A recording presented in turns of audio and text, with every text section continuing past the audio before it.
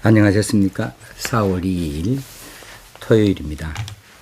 오늘 성령론 두 번째 시간으로 성령 받음의 조건, 성령 받은 표는 무엇인가, 그리고 많이 궁금해하는 방언 문제를 잠깐 언급을 하겠습니다. 그리고 성령의 충만함이란 무엇인가. 성령 받음의 조건은 예수 믿음으로죠. 예수 믿음으로 성령 받는다. 어제도 말씀을 이렇게 드렸습니다. 결코 우리의 공로를 통해서 성령을 받은 것이 아닙니다. 우리가 예수 믿으면 이미 성령께서 우리에게 역사하셔서 예수 믿게 하신 거죠, 사실은. 예수를 믿는다, 이 믿음마저도 우리의 공로가 아니에요. 성령 역사로 우리가 예수를 믿게 되어졌으니까 그것조차도 우리의 공로라고 내세울 수가 없는 거지요.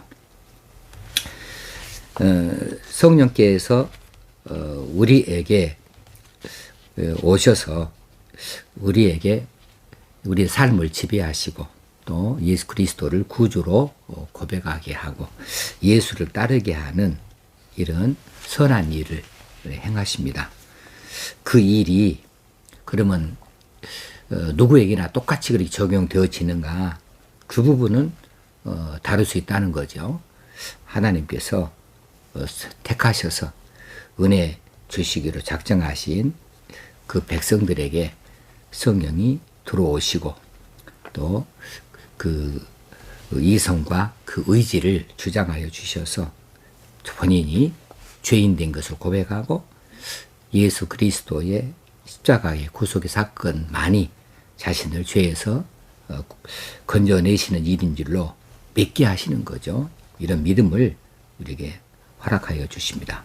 그래서 성령을 예수 믿음으로 받는 것이고 또 예수 믿음도 성령으로 말미암아서 믿게 되어진다라고 말할 수가 있겠습니다. 어떤 그 신비주의파들에서는 뭐 금식기도를 하면서 금식기도를 통해서 뭐 성령도 받기도 하고 뭐 금식기도 기도원에 가서 또 방언도 뭐 받기도 하고 이런저런 그런 그 자기 노력, 자기 열심, 뭐 자기 희생 이런 것들을 앞세워서 아주 인본주의적인 그리고 금욕주의적인 이런 사상들을 교회 안에 퍼뜨리고 있는 것이 이전의 모습이었습니다. 지금은 많이 그런 부분도 정화가 되어졌다 하지만 지금도 그런 것을 믿고 있는 사람이 혹시 있을까 하는 그런 마음에서 이 말씀을 드립니다. 성령 받은 표시는 무엇이냐 하면은 다른 것 없어요. 똑같은 소리예요. 예수 믿음이 성령 받은 표시입니다. 성령 받아서 뭐 얼굴이 변화되어지는 것도 아니고 뭐 행동이 뭐 이상한 모습으로 변화된 것도 아니고 무슨 신비한 일을 행사하는 것도 아니고 성령 받은 표시는 예수 믿음이에요. 그래서 예수 믿음이 성령 받음이고 성령 받음이 예수 믿음이다. 그래, 성령 받음의 조건에서 이야기한 것하고 똑같은 이야기를 반복해요. 그런데 이게 중요하니까 그럴 수밖에 없어요. 자, 성령 받은 표시는 예수 믿음이다. 예수를 믿으면 그럼 어떻게 되어지는가? 이게 문제지요. 예수 믿으면 어떻게 되어지는가? 사람이 바뀝니다. 말이 바뀝니다. 표정이 바뀝니다. 생각이 바뀝니다. 그리고 목표가 바뀌죠. 방법이 바뀌죠. 바뀌게 되어지는 거예요. 어떻게? 예수화 되어진다는 거예요. 이것이 예수 믿음이에요. 예수 믿는다 말은 예수화 되어진다는 거 아니겠습니까? 자, 그래서 바울은 성령 받은 표에 대해서 사랑과 희락과 화평과 오래 참음과 자비와 양선과 충성과 온유와 절제다. 이 같은 것은 금지할 법이 없다. 그렇게 말했어요. 자, 예수 믿는 사람이 성령의 충만한 인도를 받고 그 통치를 받게 되어질 때에 이런 9가지 성령 열매가 나타난다 그랬는데 사실은 원어적으로 보면은 앞에 사랑이에요. 나머지 뒤따라 나온 것들은 사랑의 그 줄기에 덩어리로 고구마 순 따라 나오듯이 나오는 것이죠. 결국은 사랑의 결과로서 나머지 8개의 열매가 따라 나오는 것이죠. 그래서 성령에 받은 사람은 사랑하는 사람이 되어지는 겁니다. 사랑하는 사람. 자, 예수 믿는 사람은 성령 충만함으로 사랑하는 사람이 되어진다. 그 사랑이가 나머지 것들을 끌고 와요. 그런데 그 중에서 꼭 더 중요한 것을 따져보자 그러면 3개 정도로 요약할 수 있겠어요. 사랑과 기쁨과 또 평강이다, 화평이다 말할 수 있겠습니다. 사랑과 희락과, 희락이란 말이 기쁨이거든요. 사랑과 희락과 화평이다. 이 3가지의 특징적인 변화가 예수 믿는 사람에게 나타나야 됩니다.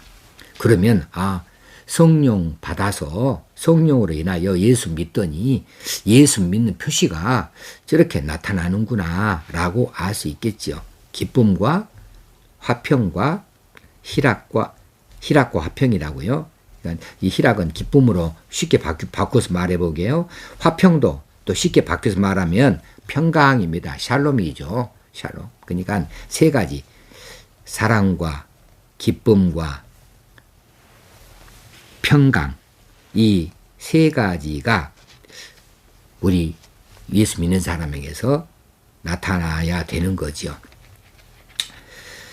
마음이 불안한 경우를 많이 겪는데, 그러면 마음이 불안할 때는 지옥이 따로 없다고 말들 하지요. 그럴 만큼 고되고 고통스럽고 그렇죠. 그리고 이제 예수 믿는 사람이 예수 그리스도화 되어진다. 그러니까 그리스도인이라고 말하는 거죠. 자, 예수 믿는 거, 이거 성령의 역사라겠죠. 성령 받은 표시라겠어요. 그런 사람이 예수화 되어진다.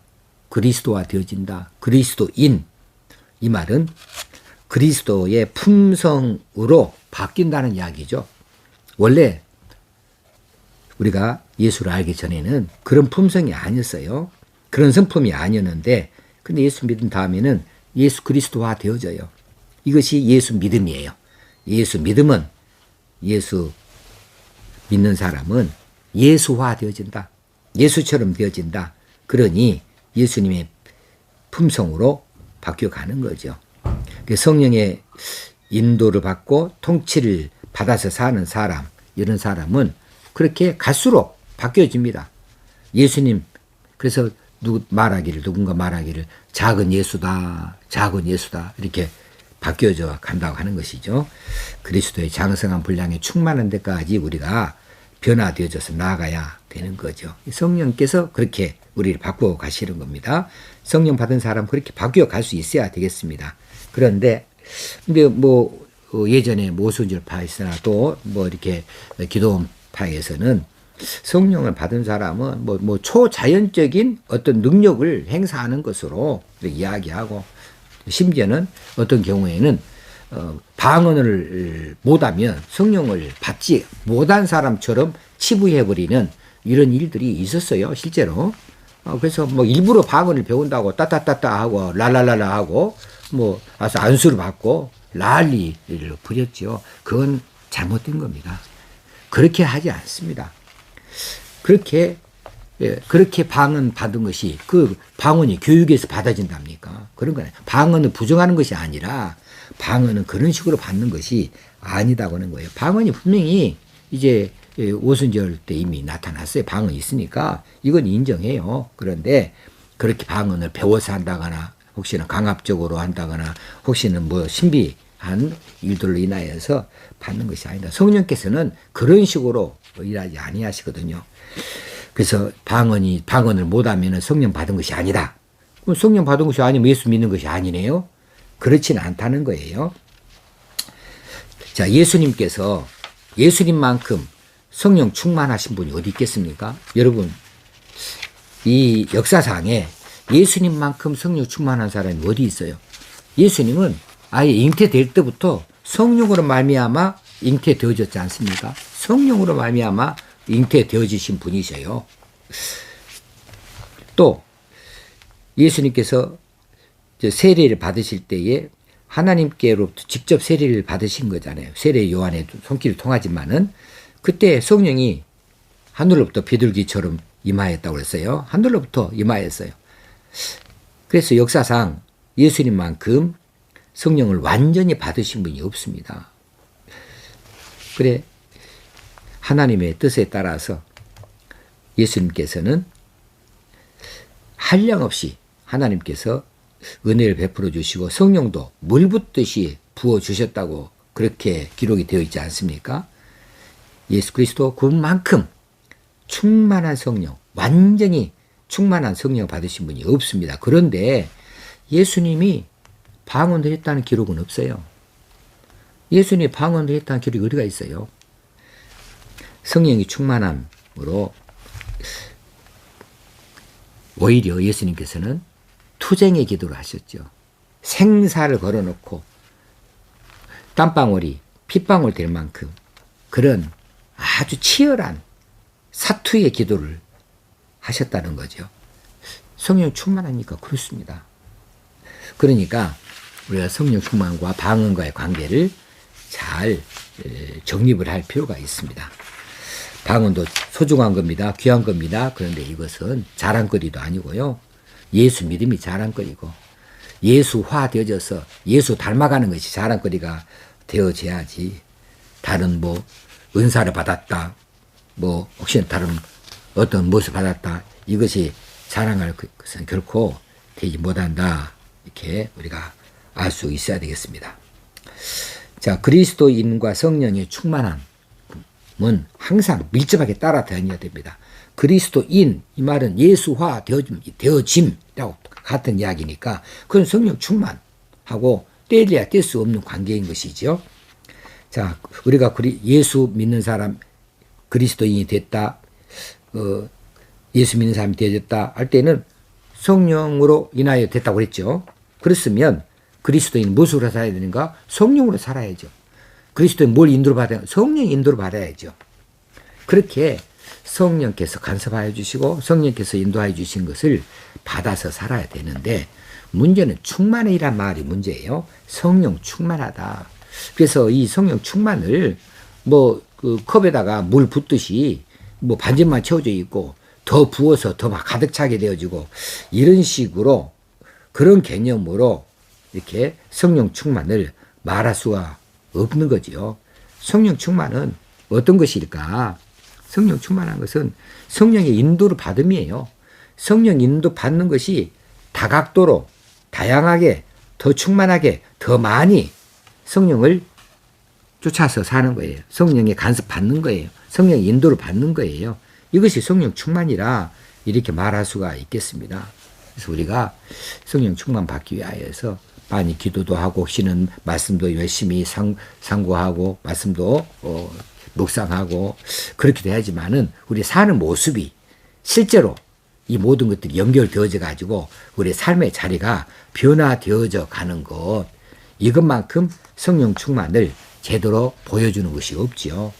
그래서 예수 믿는 사람들이 그렇게 살아야 됩니다. 그렇게 되어지도록 열심으로 자기 자신을 돌아볼 수 있어야 되고, 그러니까 기도할 때마다 어쩐 우리가 뭘 소원을 비는 기도보다는 오히려 자기 자신을 돌아보고 자기 자신을 고쳐나가는 기도, 이 기도가 더 많이 있어야 하나님 기뻐하시는 사람 되죠. 우리가 하나님의 사람으로 바뀌어가기 위해서 하나님, 나 이거 오늘도 이것을 못 고쳤네요. 고치게 해주세요. 아직도 내가 이건 못하고 있는데 이거 할 수 있게 해주세요.